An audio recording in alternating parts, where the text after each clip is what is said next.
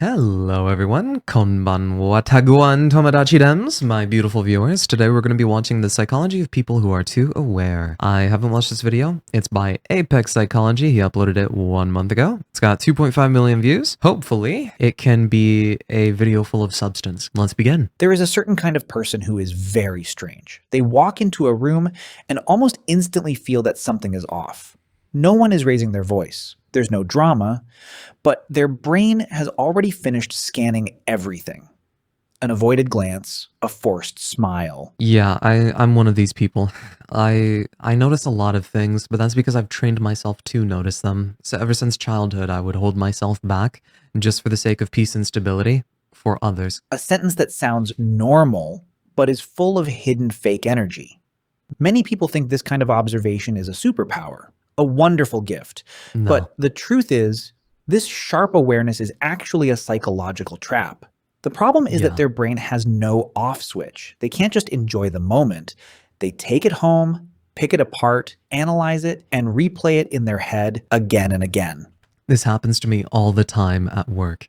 Every conversation, I notice to myself, because of stress, I'm whispering to myself and replaying the conversation in my head. I deal with a lot of stress at work. Every time I talk to somebody, I'm always hyper-analyzing, just subconsciously, like unconsciously, I do it. And I let out and blurt out words and talk to myself. And I'm like, I can't do this at work. What if I say the wrong thing in front of my coworkers? And that's really bad too. You know, every time I'm a little anxious or some things not quite right, I replay it in my head. They are the kind of person who can turn one small silence into an entire universe of thoughts. Yes. But if you know someone like this, or if you are someone like this, you already know it isn't easy. No, Because it's not. hyper-awareness is not just an intelligence issue. It's about constantly seeing the hidden layers of meaning that other people walk right past without. Yes, exactly. You get to see how people just don't function on a deeper level, and if they understood the depth, that they would understand their behavior, but they don't. And it's so difficult talking to somebody who can't understand the deeper layers of something. So they have to reject your understanding while you have to make space for their understanding to agree with it. It's the one-sidedness that naturally occurs with a person that is very aware and a person who isn't as aware. Noticing. It can feel like a gift, but it is also a cruel burden that slowly drains all of your emotional energy. Yes, it drains you because in my case, right, I am constantly drained by conversations that are kind of like opening up, right? And when I tell somebody about something and they respond to the surface level, I am left unseen. And then after that conversation, internally, I have this problem where I treat connection like a sin, like lust, right? I try to tell my hidden, right? Something that's bad about me that I need to work on is don't want connection. That is the core essence of the problem that is inside of me right now. And that problem is very difficult to come to terms with because more often than not, I function on a different level from other people and I'm left unseen. And being left unseen makes me frustrated and sad. So it's very difficult for me to work on it and accept it. Today, we are going to decode the psychology of people who are over-aware and how they can avoid being swallowed by their own mind. First, we have to dig into the origin of this sharp awareness. Why do some people become overly aware? Empirical psychology usually divides this phenomenon into two main groups. For the first group, this sensitivity is simply inborn. Science calls them highly sensitive persons, HSP. People who carry the trait known as sensory processing sensitivity, SPS. Their nervous system, from the moment they are born, is like an ultra-fine filter that automatically absorbs and feels everything more intensely than usual. For them, the world always appears in extremely high resolution. However, for the second group, over-awareness is not something they were born with. It is an inheritance of survival. Neuroscience calls this state hypervigilance. It often takes root in an emotionally unstable environment in the past, most commonly during childhood. Imagine a child I don't know which one it is, guys. I really don't know. I don't know if I was born this way or if I learned it. You know what? On some level, knowing my life, it's probably both. Growing up in a house where the mood of the adults changes like the weather. That child cannot live innocently. They have to learn how to become a radar station.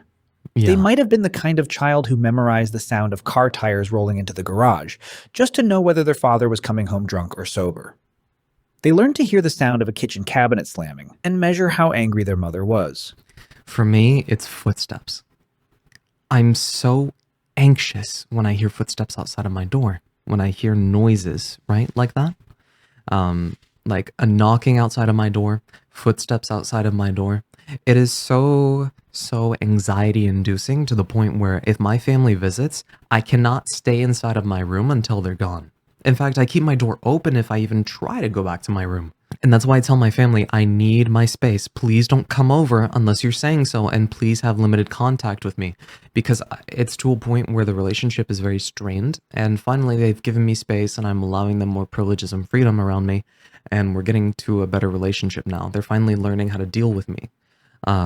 So it's just about helping other people to help you. That's besides the point. Outside of my door, it's very difficult for me to come to terms with sound, like footsteps and knocking. And you know, if I hear footsteps and stuff outside of my home, I don't mind it as much because it makes sense, right? Let's say they're screaming outside of my door, because that's happened before. A couple was fighting. I I was kind of interested, but I was also anxious, like, do I need to call the cops? I observed, and it seemed like a normal lover's quarrel, so I decided to stay out of it. So I went back to my room and started working on things, and lo and behold, they're still living together just fine, I guess. I don't know. I'm not in their relationship, but I'm just trying to preface on how some things I'm okay with and other things I'm not okay with. Like, let's say in martial arts, sticks slamming together, it makes sense. So I don't mind that noise. They knew exactly when to step into the living room and smile, and when to disappear quietly into the corner.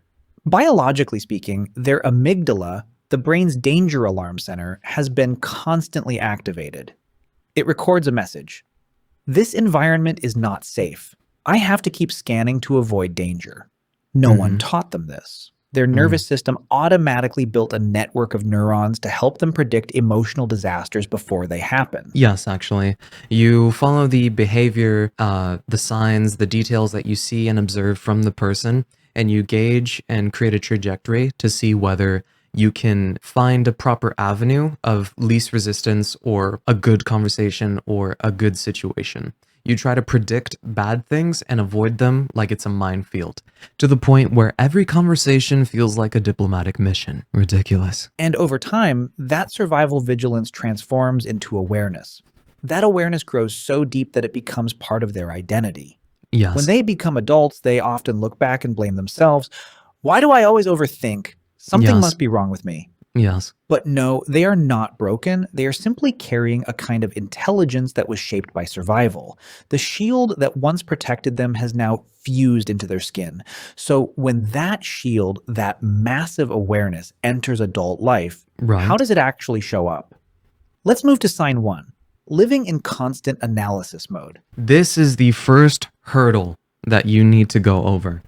Stop over-analyzing everything. Not everything needs to be an analysis. Not everything needs to be some deep introspective research or something that you need to think about or understand. Not everything needs to be that way. Sometimes you need to let things be as they simply are. If it's not too important, some stones don't need to be turned. This constant analysis mode is a trap. You will be stuck thinking and analyzing and going down a rabbit hole to the point where nothing is getting done, and all of this growth that you're going through is fake. This is the clearest sign, and also the one that consumes the most energy. For a typical person, a conversation is just a conversation. But for them, the mind is always running a hidden equation. Yes, yes, bro. It is a diplomatic mission when you're going through a conversation. And honestly, treating it as if it's a mathematical equation is more accurate than whatever I said before. It's like you're trying to analyze like an AI, like you're a sentry turret, right? Like you're an automatic turret and you have an AI scanning for different threats. That's what it feels like when I'm in a conversation. Take a real example. Their boss sends a message on Slack at 4 p.m. Right. Come see me for a minute later. For other people, that's simply a meeting. But No. for them, the moment they read the message, a wave of tension immediately appears. Yes. They sense something unusual in the wording, a kind of invisible coldness. They feel the atmosphere of the sender and instantly begin questioning themselves. Yes. Is my boss upset? Did I mess something up? They don't just hear words, they notice the 3-second pause before someone compliments the shirt they're wearing. They catch a very slight change in the other person's breathing. Yes. Part of this phenomenon is related to the activity of the default mode network, DMN, the brain system involved in reflection and self-referential thinking. In most people, the DMN becomes active mainly during daydreaming or rest.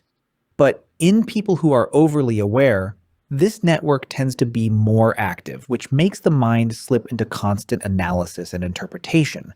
Yes. Half of them is That is a nodding, trap. smiling, holding a cup of coffee, and participating in life.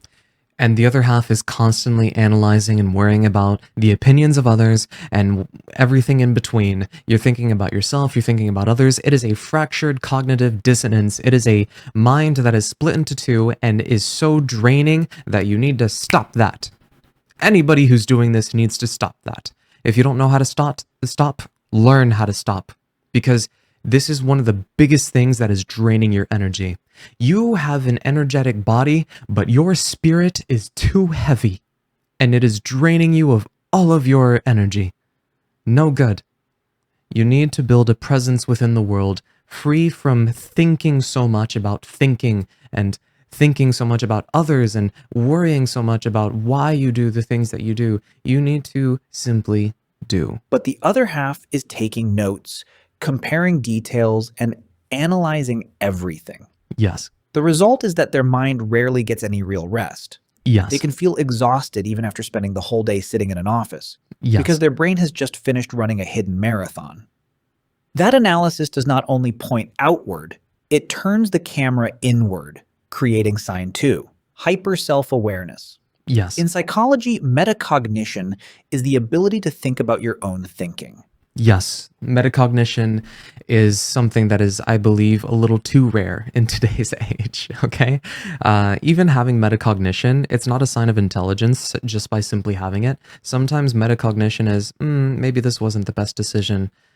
And that's very simple. And not many people will be able to have as complex of growth as compared to somebody else with metacognition. Metacognition and cognition comes in many forms. So does introspection and analysis. So simply having metacognition doesn't mean you're intelligent, okay? It is controlled by the prefrontal cortex. Yes. Everyone has this ability, but for them, it is a switch that never turns off. Yes. They do not just feel an emotion, they monitor it. Yes. The familiar chain reaction often looks like this. An emotion appears. Emotion, analyze, judge. Yes, exactly. This is what I do. Yes. Every time I have an intense period of emotions, I retreat, I hermit, and I self-reflect, and I try to navigate those emotions as simply and as efficiently as I can. Followed by analyze it, and then judge it. They are walking outside and suddenly feel sad. Instead of simply letting themselves feel sad, they immediately cross their arms and start judging themselves. Why am I sad? Does this sadness even make sense? I should feel grateful because I have a good job, so why do I feel empty? I'm terrible for feeling this way. Well, my internal monologue doesn't look like that, but I think it's because I've overcome the hurdles that come with too much self-awareness. I've lived with my self-awareness so much that I've learned how to break free from its chains, and now I'm using it as a tool. Sometimes it likes to come back and bite the hand that feeds it, right? Sometimes my awareness is too much for my own good, but I know when to pull the chain on that awareness and say, hey, let's think about this more clearly, more earnestly, because you need to break your thoughts down into its essence. What thought is letting you have space for your emotions without actively engaging in it? And what thought is not letting you have space for your emotions and is making you engage with them? You need to understand the difference between having emotions and choosing not to engage with it and instead understanding it before feeling them and just getting lost in your emotions completely. There's a difference. Even joy gets dissected. They are at a dinner party and just laughed at a joke, But the very next second, part of their mind is floating near the ceiling, looking down and evaluating. Did I laugh too loudly? That might have sounded a little fake. It is just like dancing while constantly staring at your reflection in a mirror to fix your posture. They may not miss a single step, but they lose the sense of flow. Their depth of awareness increases, but their natural presence slowly disappears. Yes. When that analytical camera runs for too long, they move into sign 3, losing innocence in relationships. Deep awareness makes them start to see the backstage of What? human behavior. Psychology calls this strong inference about other people's intentions, Yes. related to the ability known as theory of mind. Okay. They realize that people do not always say exactly what they think. They see Right. a coworker bring them a coffee and praise the project they just completed. Instead of simply enjoying the compliment, their brain immediately scans possible motives. What favor does this person want? Are they hoping I'll share customer data with them? They realize that kindness sometimes comes with conditions. Right. Affection can sometimes Yes. be a calculated investment. Yes. Yes. Okay. Yeah, I see what he's trying to say. Honestly, I do feel this way sometimes. And sometimes I function better when people are more detached, because people who are emotional and try to walk around eggshells with me or try to be too aware of how I might feel makes me nervous and anxious. And I try to be the person that tells them, hey, you don't have to act this way. I can handle it. Just please don't be too nice or too considerate of me. I don't want that. And the confidence of a man on a date might simply be a curtain hiding his fear of rejection. Yes. This creates a quiet kind of loss. It is not the loss of childhood innocence, but the loss of relational innocence. Yes. The ability to fully trust the surface of words is no longer there. Yes, some people sometimes create walls not because they're hurt, but just to test the people around them to see if they can break down those walls. Because if a person can't break down the walls that you build, then that person may not be worth your time. It's a test to prove. And my walls are quite difficult to break. The only weakness to my walls are questions. But nobody's ever asked the right questions yet. And I wonder if it's due to the nature of my walls or the nature of how people are in today's age. As a result, a compliment always seems to carry layers. An apology never feels complete because they suspect the other person is apologizing just to calm the situation, not because they truly accept fault. A promise sounds fragile. They do not become bitter or hateful toward the world. They simply become extremely cautious. And sometimes they feel lonely, even in a crowd, because no one else seems to see the layer of truth they are seeing. And that layer of truth is not just logical reasoning. Right? It sinks into their feelings, leading to sign 4, empathy that is always switched on. Mhm. For them, empathy is not a skill they choose to use when a friend is crying. It is a state that cannot be turned off. They walk into a meeting room, no one says a word, but they can feel the weight of irritation between. Yeah, I feel that.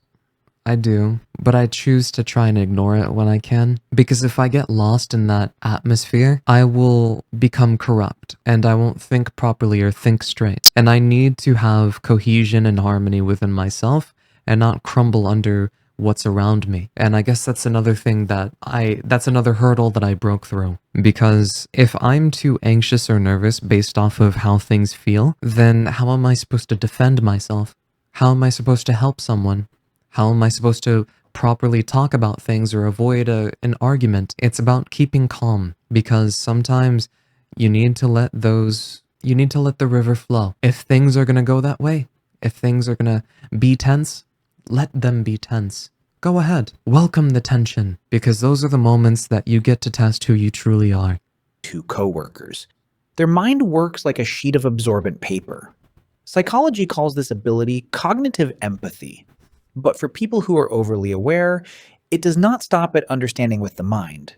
It crosses into emotional empathy, where they actually absorb and live inside another person's pain as if it were their own. I've kind of killed that within me. I have to forge a connection with a person in order to have that happen now, because I've dealt with it so much that my heart has become hardened and desensitized. I've heard so many stories, guys. I've talked to a lot of different people, and I've provided comfort to a lot of different people. I've always been told I was easy to talk to. I've always been told that they felt like they could trust me and tell me anything. And time again, I've been increasingly more detached. I don't think it's entirely a bad thing. I think I'm finally starting to make space for connections that I think truly matter.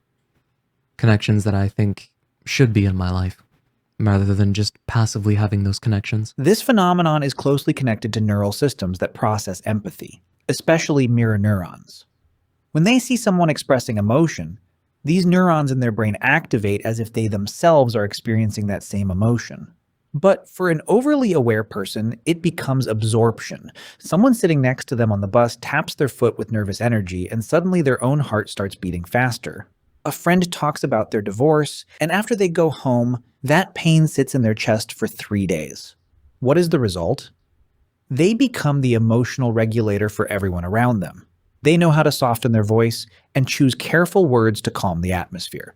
Oh. Oh shit. Peace, calm, and serenity, huh? I guess that's how I turned out, isn't it? People like being around them because they feel understood, but the price is exhaustion. They become a container for other people's emotional waste. And at the end of the day, very few people realize that the one who always understands others also needs someone to understand them. Those suppressed emotions do not disappear. They move straight into the body. Sign 5. When awareness becomes tied to the body and anxiety. Awareness does not exist only in the mind. Science calls this concept interoception, the Yes. ability to sense the internal state of the body, processed by the insular cortex. People who are overly aware often have an extremely sensitive interoception system. They drink a cup of espresso, their heart beats a little faster because of the caffeine. Yeah, that happens to me. I'm very sensitive to caffeine, actually. For most people, that simply feels like alertness. But for their nervous system, the brain detects the faster anxiety. heartbeat, flips through its data records, and shouts, "Fast heartbeat equals danger. We're about to have a panic attack." Yeah, caffeine can induce anxiety. Normal physical sensations become exaggerated warning signals. Yeah. This creates a brutal anxiety loop. Yeah, I mean, it's a no-brainer, right? It just as he says, it's turning up the volume on everything. Everything is louder now. A physical sensation appears. Then, the brain misinterprets it as danger. Then, the body activates a stress response and releases hormones like cortisol. Oh, Which really? leads to even stronger physical sensations.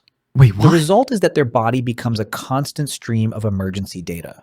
They feel restless and uneasy all the time, even when nothing truly bad is happening. When signals from the I got over that. I'm fine now. I'm not going through that. body and emotions become overwhelming, the mind starts searching for one final escape to restore order. That is when awareness quietly transforms from a lens of observation into a strategy of control. This is not control over others in a forceful way. It is a subtle inner defense mechanism. They operate based on an unspoken belief. If they can predict every possible variable, they will not be surprised by pain. Yes. Yes. I'm sorry, guys. I wasn't paying attention. I got lost in thought. I'm sorry. If they can predict every possible variable, they will not be surprised by pain. For them, understanding becomes a kind of armor. They believe that seeing the landing point of disappointment ahead of time will prevent them from collapsing when it finally arrives. Okay, so there's an example that I have for this. When I was playing Minecraft with my ex, she didn't want to live together in Minecraft. It's kind of cringe talking about this, or a little embarrassing, but we were playing Minecraft together, and I wanted to live together, and she just wanted to run away because of whatever reason, right? That's just how she was. In my head, I came up with a possibility that maybe she'll invite her friend to our world, and she'll want to live together with her just to make me jealous. I told this to her. I said I was afraid of this, and I don't think it's true or right, but I'm afraid of it. I was honest with her about it, and she said, "That's psychopathic. I wouldn't do that to you." And I'm like, okay. I was just scared. That's all. I'm not trying to say that you were doing that. And that's interesting how he mentions that in the video, because I came up with that exact example. That's the example I'm thinking about when he says that. Your mind begins running simulations nonstop, quietly and endlessly in the background. Yes, but you need to understand that those simulations are just fantasies. They're meant only for you to prepare, but they're not real. And running these simulations is wasting your energy and your time.